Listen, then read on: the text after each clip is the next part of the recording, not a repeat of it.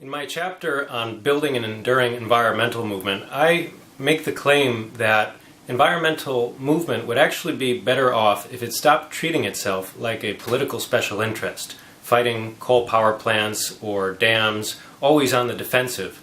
Instead, we need to think more boldly. We need to think like missionary religious philosophy movements, which have endured over a huge variety of geographies, over time, over cultures.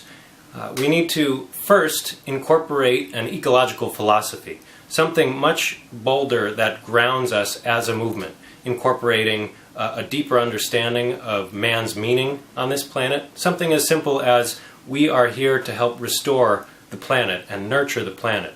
We need a code of ethics, an ecological ethics, even a theodicy or an understanding of suffering, plus rituals and a way to bond our community together.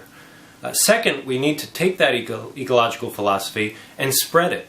And how has that been most effectively spread? How do philosophies spread throughout history?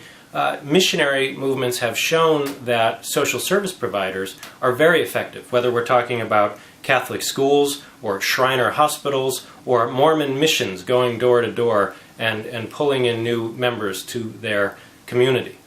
We need to incorporate these ideas as well.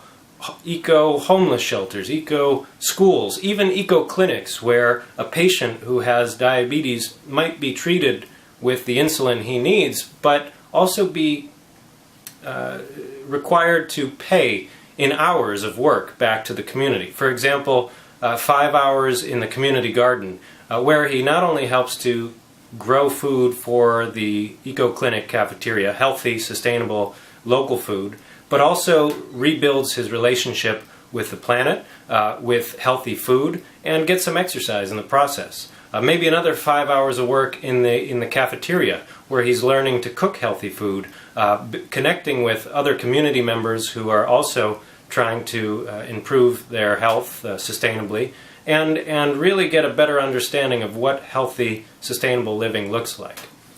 By broadening our scope to really be an ecological philosophy that's spreading to other individuals and building a movement, a true movement, we not only could be building more power in the short term.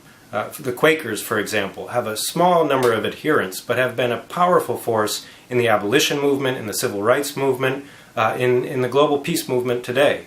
But also we could be building an alternative philosophy that might help get us through the ecological transition that is coming, and hopefully seed new cultures in the far future. A few centuries from now, after the ecological transition occurs, hopefully we won't once again pick up this ideology of growth and once again start growing even beyond the limits of our planet, but instead, with a new philosophy at the core, as an anchor, we might actually start living within balance with the planet and actually be able to create a sustainable society long into the future.